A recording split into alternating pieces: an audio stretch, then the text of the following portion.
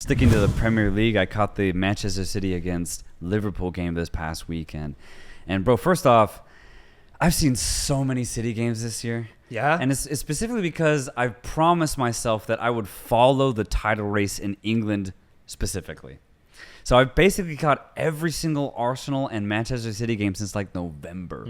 So I've gotten really intimate with these teams. And low-key, man, Manchester City is really fun to watch. They make football look so good, man. Dude. They make football look so fun, man. So appealing. It's to the point now where I love Manchester City. I do. Like, I get excited. You said you're a Man United fan a month ago, bro. That was vibe. That was vibe, right? But this is football. There's a difference. Manchester City, man, and the way that they play gets me giddy. Yeah. It gets me so excited when I see Manchester City in my soccer schedule. I was watching that game. Yeah. I think this is like a theory I have, but I think it's real, a conspiracy theory. I think City plays with 12 men. Okay. It legit feels like they have an extra fucking player on the field because the confidence and flair that every single player plays with, it's almost too much for a player to have. It's so much. And it's almost, I don't know, it's like they have this confidence that they aren't going to lose the ball, that they aren't going to mess up, so they can make that extra move. They can find that perfect pass. They can make the exact movement that's needed off the ball to open up and score a goal. But they just do it with so much, I don't know what Pep's saying to them, man. They just do this with this belief that it'll work out. And they do it so well to the point that when it does work out, it's fucking art, dude. It's art. It's art. And I know people are going to come with the accusations of oil money and just all this shit. No. Enough with that, man. Enough. Good football is good football. At the end of the day, I don't care how it comes to be. We're seeing PSG right now playing terrible football, losing to the fucking Rennes in the league. And they spent so much more money than Man City. Let's admire good football at the end of the day because these players are professionals and they're doing things that are just incredible to see week in, week out. And more specifically, your boy, Jack Grealish. Go ahead, brother. Go ahead. This is exactly why I wanted to bring this up. So at the very beginning of the season, before even a Premier League football was kicked, I had predicted that Jack Grealish would have his season, that he would go off and become a star in the league and a star for this Manchester City team. And my second point to why I think City's just going to be just as good or even better, Jack Grealish has had an amazing preseason. Yeah. He has been incredible, bro. Like, if you're the guy who pushed to get Jack, last year you're like sweating, like, fuck. Did we just waste $100 million of the Queen's finest? Yeah. But seeing him just in these last 3 games in the States in preseason, you're like, that's my boy. Yeah. That's my boy, Jack. He's about to pop off this season. And you know, it actually hasn't gone the way that I thought it would. It really hasn't. It started off slow. It started off very slow. And he's been building, I'd say, for the past couple of months, obviously, because, you know, he's now in every single starting 11 for Pep's Manchester City. And even then, when Jack Grealish is at his best, it isn't exactly the way that I thought it would be. I'm going to be honest here. Like, when I at the very beginning, when I predicted that Grealish would have a season, I meant more so in the idea of like on the scoreboard. I thought that he would get, you know, maybe like 10 to 15 goals, or that he'd get like 5 to 10 assists. And that he'd be constantly offensively involved directly. That's kind of what I had meant. So I got that part wrong. But I did, I think, get it a little bit right in the sense that, dude, Jack Grealish is here and he's playing the best football of his career. And he's one of the best wingers in the Premier League. He's so entertaining to watch. So truly entertaining. And I was thinking about it after just seeing him dance against Liverpool. I was like, you know, Jack Grealish's player archetype is a trickster. He has one sole job on that pitch, and I truly do think it's to deceive. Yeah. I truly believe that when Grealish gets the ball, he's not thinking, how do I get to goal? How do I get in a position to send in a cross? How do I assist? How do I score? I truly think that when Grealish is on the ball, it's how do I do my opponent in? And it's incredible, bro. The amount of joy I get when Grealish draws a foul, Dude, it's unparalleled, man. It's like I just took a shot of tequila. I get off my seat when Grealish is just on the ball, and I don't know where he's going. Yeah. All I know is that he's cutting inside, and from then on out, whether he draws a foul, gives it to De Bruyne, chops back outside, sends it across, or just gets into the box and shoots.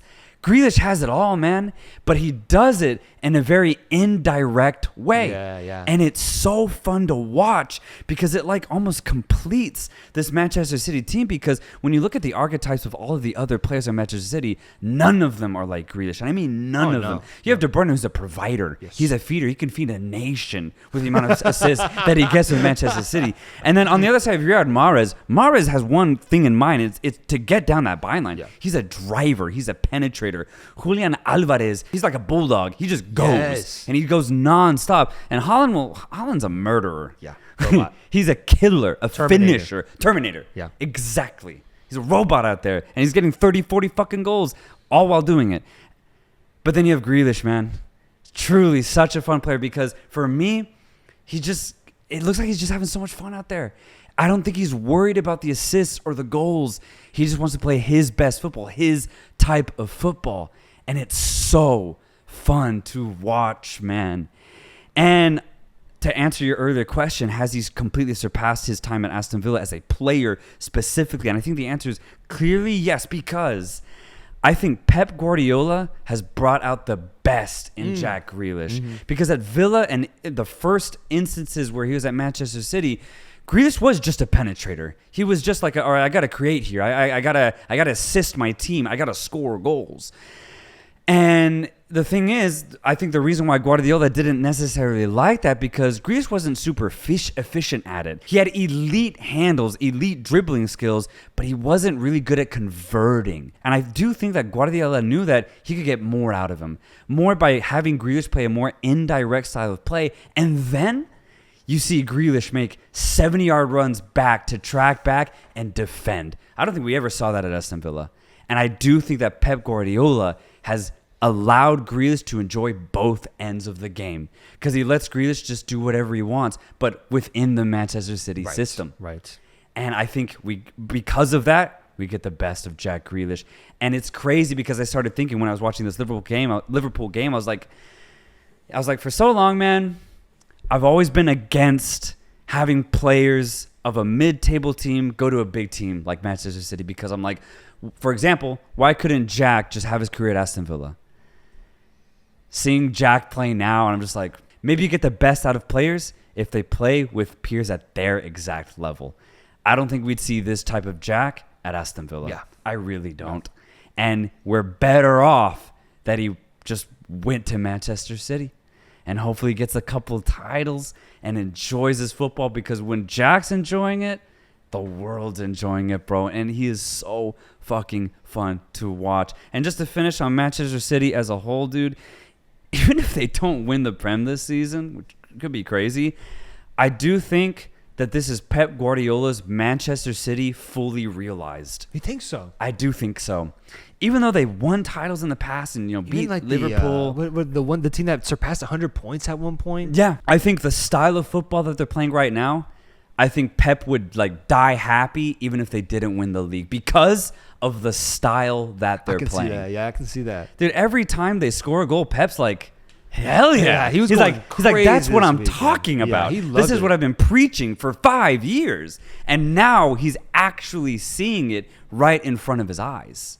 Yeah, it's true, because in his systems, he's always had at least not one liability, but he's had players that he's had to adjust to, like Gabriel Jesus and Raheem Sterling these past few years. Exactly. Now he has this prototypical, the man up front that he's always dreamed of in Erling Haaland, and the perfect backup in Julian Alvarez, like you said, a bulldog, and outlet options, wingers, and Jack Grealish, the damn near perfect winger, and Riyad Mahrez, one of the greatest there is in the game, with Kevin De Bruyne right behind all of them, feeding them. Like, what other combination could exist outside of maybe of what he created at Barcelona in 2010, 2011? Like, this might be the only other comparison that he could have to a team in which he had so much fun coaching, and like you said, has realized his vision of what he's always wanted to achieve at the Premier League with Manchester City. Yeah, that is perfectly said. That is exactly what I'm trying to say, because at one point Pep had Raheem Sterling, and he got the best out of Sterling.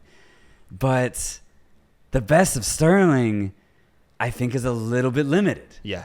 And now he has Jack Grealish, and he got the best out of it. And I think primed Grealish is so much better than an incredibly good player in Raheem Sterling. But that's exactly it. Guardiola has made his perfect team, and I truly do think so.